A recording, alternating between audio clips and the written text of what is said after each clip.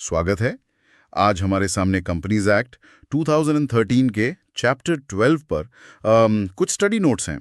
Topic है board meetings और उनकी शक्तियां। जो सुनने में थोड़ा आप कह सकते हैं ड्राई लग सकता है। हाँ बिल्कुल, है ना। लेकिन हमारा मिशन ये है कि इस पूरी बातचीत के बाद आपको इन नोट्स को दोबारा देखने की जरूरत ना पड़े। बिल्कुल हम सिर्फ कानून की भाषा नहीं रटेंगे, बल्कि उसके पीछे की सोच को समझेंगे। सही बात है। ये नियम किसी भी कंपनी के लिए एक तरह से संविधान जैसे हैं। ये तय करते हैं कि बड़े फैसले ईमानदारी और जवाबदेही के साथ लिए जाएं। तो चलिए शुरू करते हैं। सबसे पहला हिस्सा, एक सही बोर्ड मीटिंग के नियम क्या हैं। सेक्शन 173। जी इसमें कहा गया है कि पहली मीटिंग कंपनी बनने के 30 दिन के अंदर हो जानी चाहिए। हाँ, और फिर साल में कम से कम 4। लेकिन मुझे ये 120 दिन वाली बात दिलचस्प लगी। कि 2 मीटिंग्स के बीच 120 दिन से ज्यादा का गैप नहीं हो सकता। हाँ, ये क्यों इतना जरूरी है? देखिए, ये निरंतर निगरानी का सिद्धांत है। सोचिए, अगर बोर्ड सिर्फ साल में एक बार मिले तो वो कंपनी चला नहीं रहा। बस एक फॉर्मेलिटी कर रहा है। एग्जैक्टली वो बस रबर स्टैंप लगा रहा है।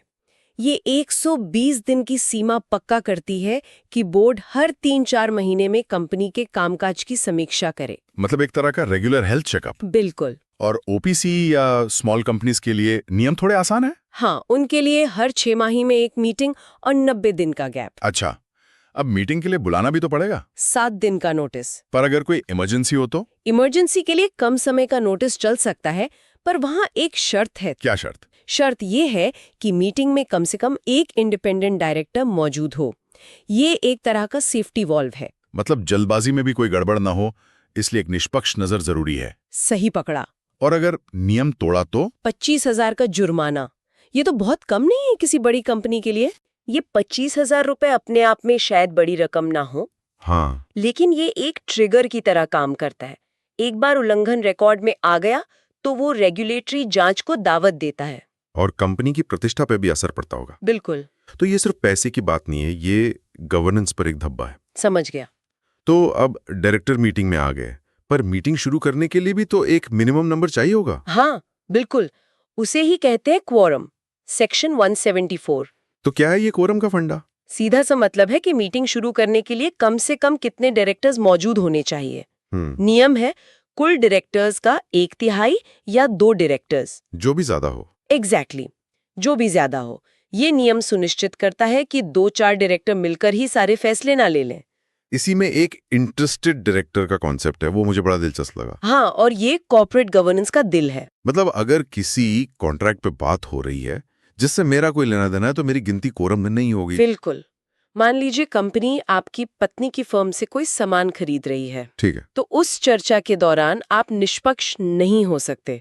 कानून कहता है कि आपको उस फैसले से दूर रहना होगा। ओके। आपकी गिनती कोरम में नहीं होगी और आप वोट भी नहीं कर सकते। लेकिन क्या होगा अगर बोर्ड के ज्यादातर डायरेक्टर्स ही इंटरेस्टेड निकले? ऐसी स्थिति के लिए भी कानून में प्रावधान है। अगर 2/3 या उससे ज्यादा डायरेक्टर्स इंटरेस्टेड है, तो जो बचे हुए नॉन इंटरेस्टेड डायरेक्टर्स हैं वही कोरम माने जाएंगे। बस वो कम से कम 2 होने चाहिए। हाँ, बस शर्त यह है कि वो कम से कम 2 हो। ठीक है। अब मान लीजिए कि किसी वजह से मीटिंग करना ही संभव नहीं है, तो क्या काम रुक जाएगा? Section 75 passing of resolution bye circulation. हाँ, ये एक तरह का वर्क फ्रॉम होम ऑप्शन है बोर्ड के लिए। मतलब एक ड्राफ्ट रेजोल्यूशन सभी डायरेक्टर्स को भेज दिया जाता है। अगर बहुमत से सहमति मिल गई तो उसे पास मान लिया जाता है। पर इसमें भी एक चेक एंड बैलेंस है ना? जी, अगर 1/3 डायरेक्टर्स को लगता है कि इस पर आमने सामने बैठकर बहस होनी चाहिए, तो इसे मीटिंग में लाना ही होगा। बहुत खूब। अब आते हैं बोर्ड की स्पेशल टीमों पर, यानी कमेटियों पर। सबसे पहले सेक्शन 177 ऑडिट कमेटी। इसे कंपनी की फाइनेंशियल हेल्थ का गेट कीपर क्यों कहते हैं? क्योंकि ये कमेटी बोर्ड की पहली रक्षा पंक्ति है।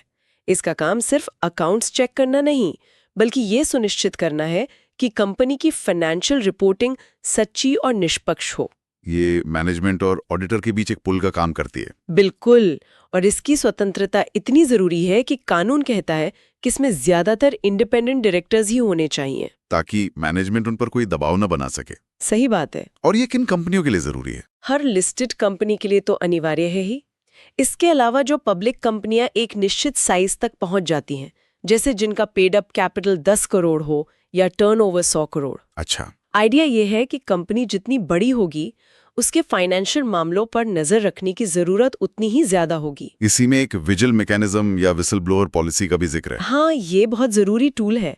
ये कंपनी के किसी भी कर्मचारी को एक सुरक्षित रास्ता देता है कि अगर वो कंपनी में कुछ गलत होते हुए देखें तो बिना किसी डर के सीधे ऑडिट कमेटी के पास शिकायत कर सकें। ये एक स्पीक अप कल्चर बनाता है। बिल्कुल। अच्छा, ऑडिट कमेटी के अलावा सेक्शन 178 में 2 और कमेटियां हैं। एक है नॉमिनेशन एंड रिम्यूनरेशन कमेटी और दूसरी स्टेक होल्डर्स रिलेशनशिप कमेटी। तो संक्षेप में इनके क्या रोल हैं? देखिए, नॉमिनेशन एंड रेम्यूनरेशन कमेटी का काम है ये पक्का करना कि बोर्ड में सही लोग आएं और उन्हें सही सैलरी मिले। मतलब भाई भतीजावाद को रोकना।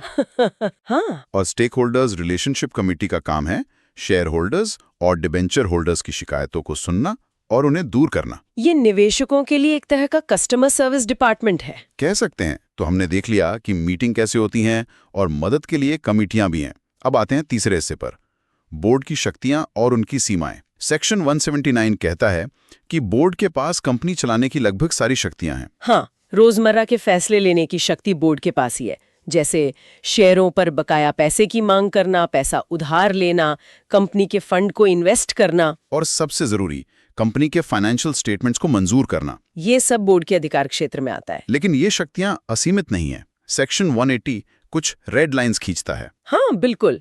ये बड़े और असाधारण फैसले हैं जो कंपनी की दिशा बदल सकते हैं। जैसे इन मामलों में बोर्ड अकेले फैसला नहीं कर सकता। उसे शेयर होल्डर से पूछना ही पड़ता है। हाँ, और वो भी स्पेशल रेजोल्यूशन से, यानी कम से कम 75% की सहमति लेनी पड़ती है। ये तो शक्तियों के बंटवारे का एक बेहतरीन उदाहरण है। अच्छा, अब दान पुण्य की बात करते हैं।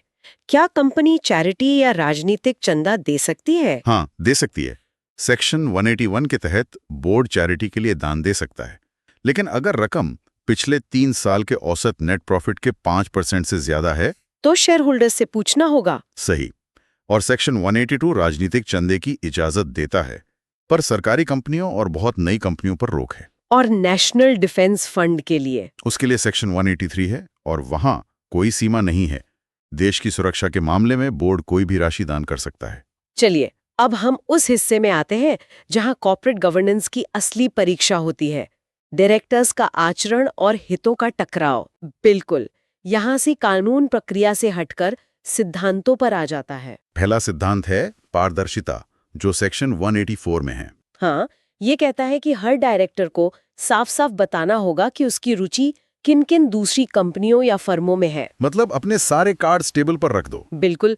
और अगर किसी ऐसे कॉन्ट्रैक्ट पर चर्चा हो रही है जिसमें आपका इंटरेस्ट है, तो आप उस चर्चा में हिस्सा नहीं ले सकते, वोट नहीं कर सकते। ये नियम सुनिश्चित करता है कि डायरेक्टर कंपनी के हित को अपने व्यक्तिगत हित से ऊपर रखें। एग्जैक्टली। अब एक और बहुत संवेदनशील मुद्दा, सेक्शन 185, डायरेक्टर्स को लोन देना।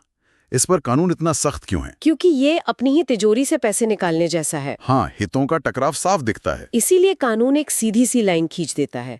कोई भी कंपनी अपने डायरेक्टर या उसके रिश्तेदारों को लोन नहीं दे सकती। कुछ बहुत सीमित अपवाद है, लेकिन सामान्य नियम न का ही है। ठीक है, अब इसका उल्टा देखते हैं। जब कंपनी किसी और को लोन या इन्वेस्टमेंट देती है, सेक्शन 186, यहाँ भी कुछ सीमाएं हैं। हाँ, यहाँ भी बोर्ड की शक्तियों पर एक सीमा लगाई गई है। कंपनी के नेट वर्थ के आधार पर एक लिमिट तय है, और अगर उससे ज्यादा का लोन या इन्वेस्टमेंट करना है तो उसे फिर से शेयर होल्डर्स के पास स्पेशल रेजोल्यूशन के लिए जाना होगा।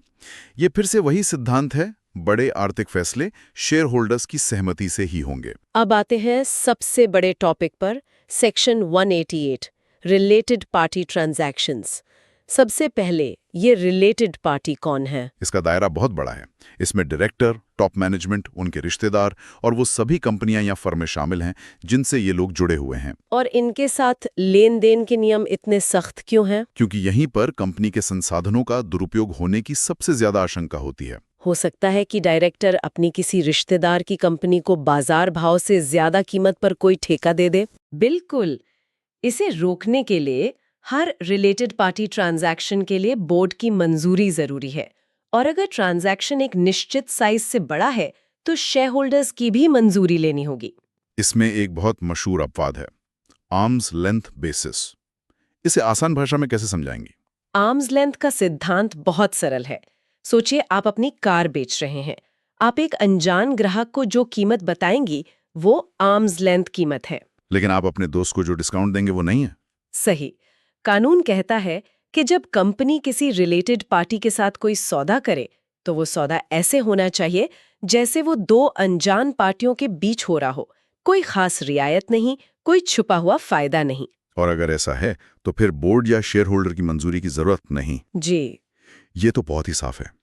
तो ये सारे नियम, डिस्क्लोजर, लोन पर रोक, रिलेटेड पार्टी ट्रांजैक्शन, ये सब एक ही धागे में पिरोए हुए हैं। बिल्कुल, कि डायरेक्टर अपनी पोजीशन का गलत इस्तेमाल ना करें। और दूसरे सेक्शंस जैसे 189, 192, ये सब इसी को लागू करने के मैकेनिज्म हैं। एकदम सही।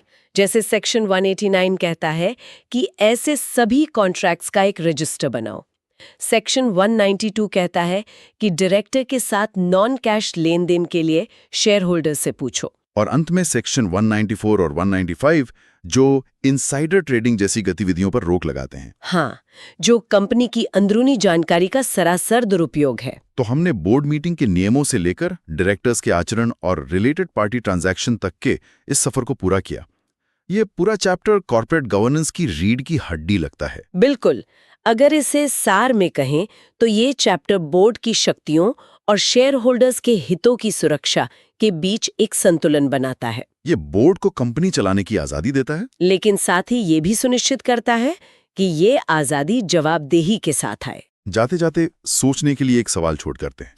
कानून में सजा और जुर्माने का प्रावधान तो है, लेकिन आर्म्स लेंथ और इंटरेस्टेड डायरेक्टर जैसे मामलों में जहां व्याख्या की काफी गुंजाइश होती है, क्या अच्छी कॉर्पोरेट गवर्नेंस सिर्फ कानून के पालन पर निर्भर करती है या ये बोर्ड में बैठे लोगों के नैतिक फैसलों और उनके व्यक्तिगत ईमानदारी पर ज्यादा टिकी है?